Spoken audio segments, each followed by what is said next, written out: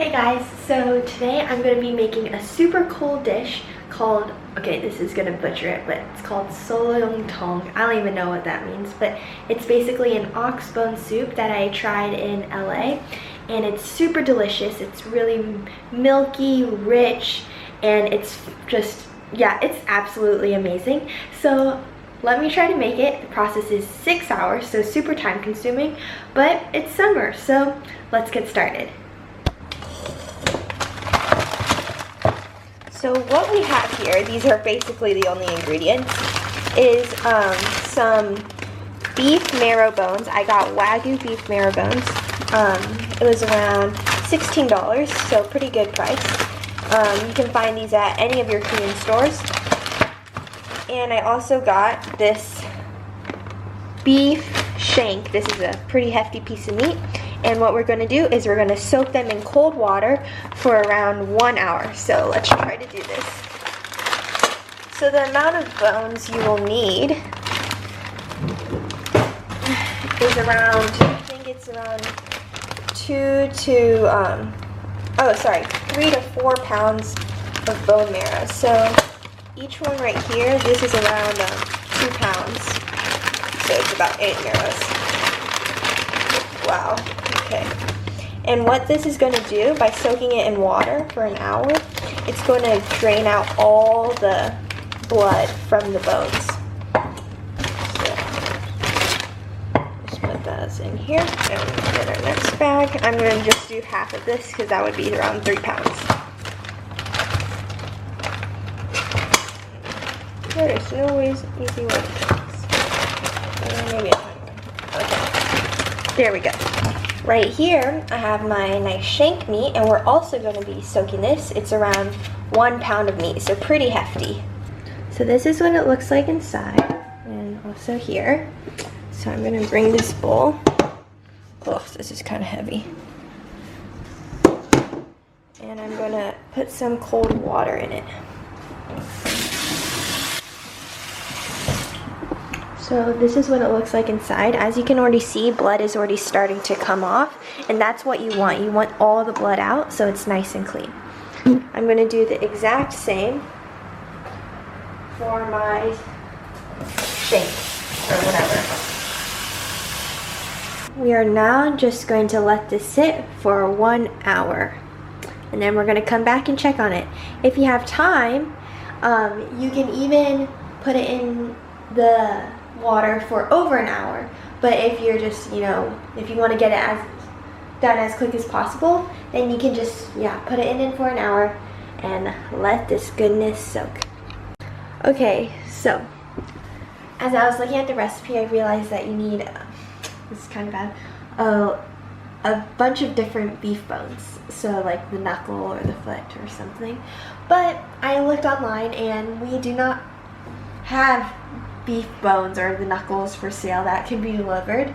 And since I've already defrosted these pieces of meat, I'm just going to see what the bone marrow does. And as you can see, a lot of blood already is drained out, and I think this can still be a really good broth. So let's see how this goes. Oh, this is quite heavy. I'm going to spin it out, and I'm going to just drain all the blood.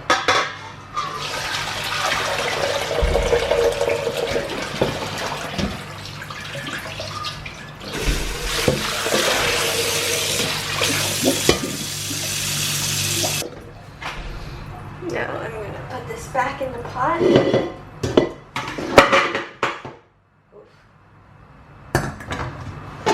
And we're just going to fill it up until it's nice and covered.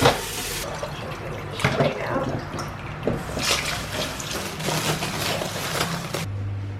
Okay, so now we are going to turn the stove on.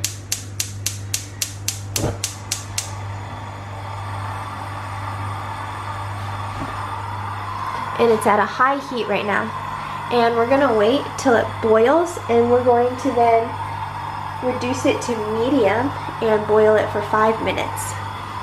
So it's reached a boil, so now I'm going to turn it to a medium boil, and we're going to let that cook for around 5 minutes. Dump this water out.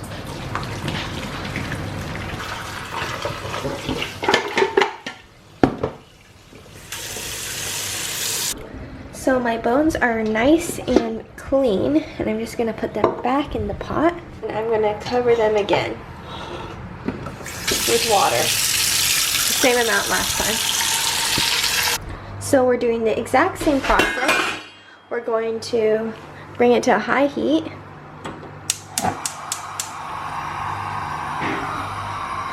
And let it boil again, and then bring it down to a medium once it boils and cook it for 3 hours. So it's starting to look like this, and I'm just gonna bring it down to like a medium boil.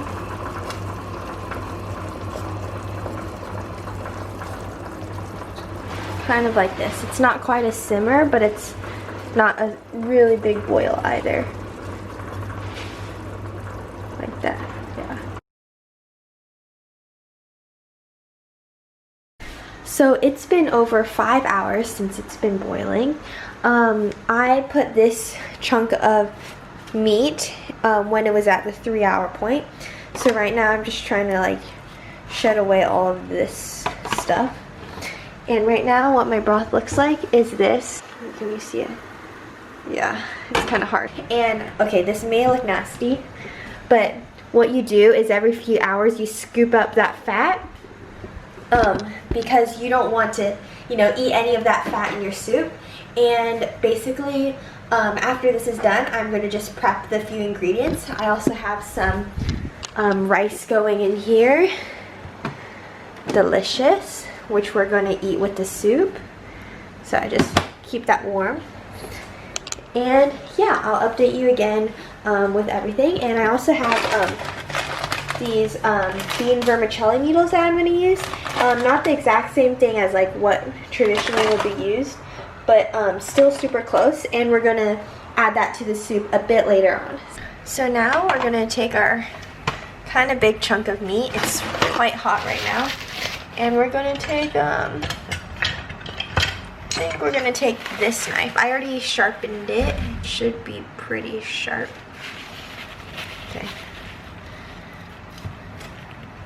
Just to double check if it's cooked inside.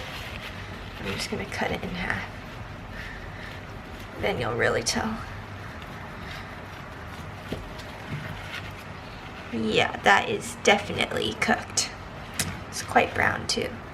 It has a strong, beefy kind of smell, just because it's been in the bone marrow for so long. I'm just cutting a little. And it's just, yeah, completely dry. But once you put the soup on top with it, it tastes delicious. I got this like handy dandy sharpening thing online. It's super good. So what you do, like, let me see, yeah. You start from the base and you go, oh, let me move my meat because I don't want to get metal shards. Move this way. Okay, it's nice and sharp. I'm just gonna wipe it with my cloth. Beautiful. Okay, now we're going back to slicing. Nice thin pieces. And it would be awesome if I had a meat shredder, which unfortunately I don't have, which is really sad. But if I had a meat shredder, I would be able to get, you know, thin slices. But something kind of like, wait, let me try to focus this. Like that, around this thin, nice and thin slices. Look at that tendon right there. Delicious. It looks a little dry now, but it'll get better, I promise. So now we're gonna take our spring onions, chop off the ends, just like that here. Just gonna put them in here, and we're just gonna finely chop them. So because my soup is almost done, I'm just adding.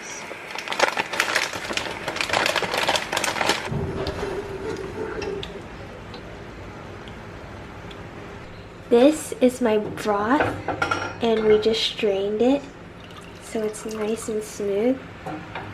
And then I'm gonna put some of my noodles in. I'll just use my fingers. It's kind of... wait, give me a second.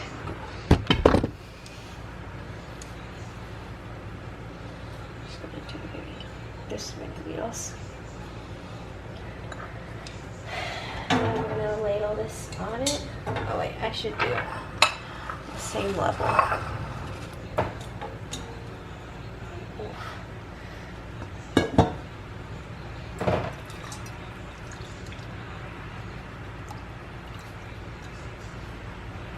Put them in the hot broth. I gotta put them in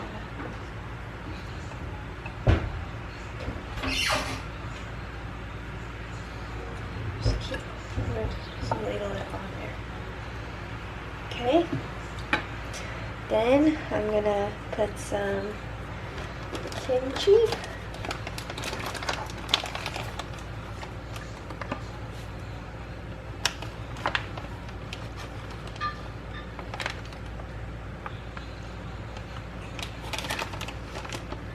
And this is just some radish kimchi. Then I'll put some spring onions. And then you control how much salt you want to put, so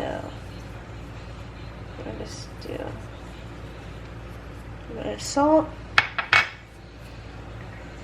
Oh wait, you can't really see. Okay. And finally, a bit of pepper. And I'm gonna bring this to the table now. Okay guys, so I'm gonna just mix this up nice and well. Get some of that kimchi, some meat.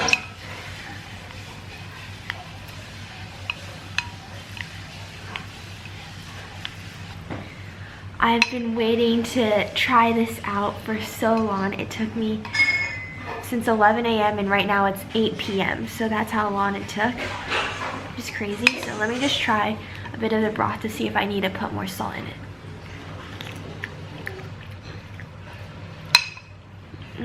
A little bit more salt. Just a pinch.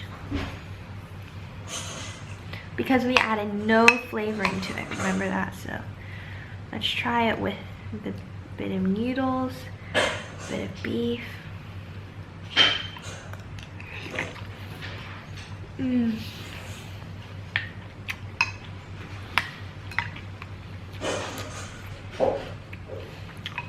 It's such a clean and pure flavor, like it's indescribable. Like the meat is not the most tender meat you'll ever eat, but it's just like, you know, there's so much cartilage in there. It's just, it's so hearty. And same with the soup and the noodles. It's so good, guys. You will not regret making this.